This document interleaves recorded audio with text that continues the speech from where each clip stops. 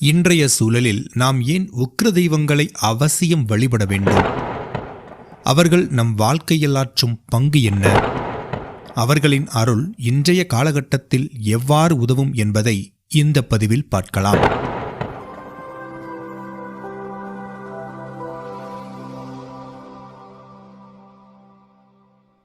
நாம் யாரை பார்த்தாலும் அவர்களெல்லாம் சந்தோஷமாக இருப்பது போன்றும் ஏதோ நமக்கு மட்டும்தான் வாழ்க்கையில் தோல்வி, பயம், பதட்டம், வெறுமை, ஏமாற்றம் எல்லாம் இருக்கின்றது என்று நினைக்கிறோம்.